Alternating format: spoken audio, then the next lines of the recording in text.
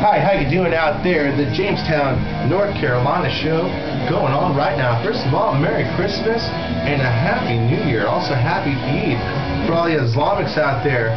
We'd like to talk about some of the countries down there that are alongside the border area, Iraq, and the crisscrossing from the north, the east, the south.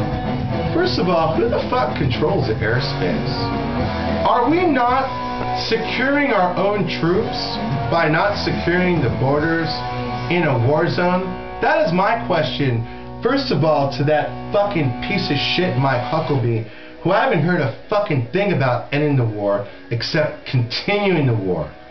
First of all, I like and appreciate Mitt Romney using his own money and his own dickheadedness to fucking run. I mean, you guys are criticizing him basically on his religion when he has only one fundamental difference between you all. Also, I'd like to talk about the worst prime minister ever in the United Kingdom. Suddenly goes fucking changes religions. Now he's Catholic.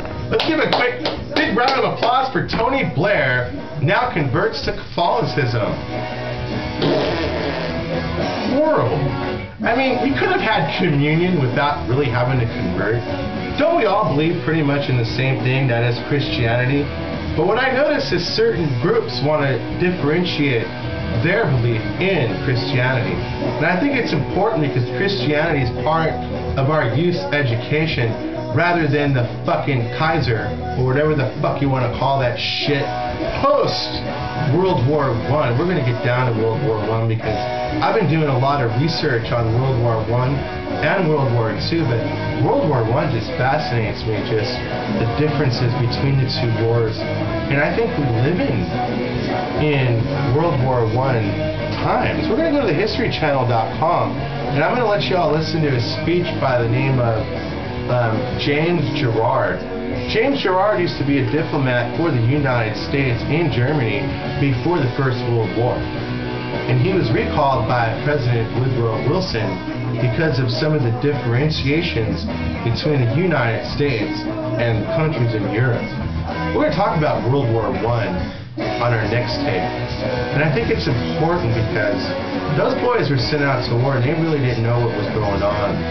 And I think the same thing's applying in a different scale. And we're going to talk about that because the people have demanded over and over to end the war. And the candidates and the president and the administration haven't done that while their leaders are telling us to leave and now want to hurt what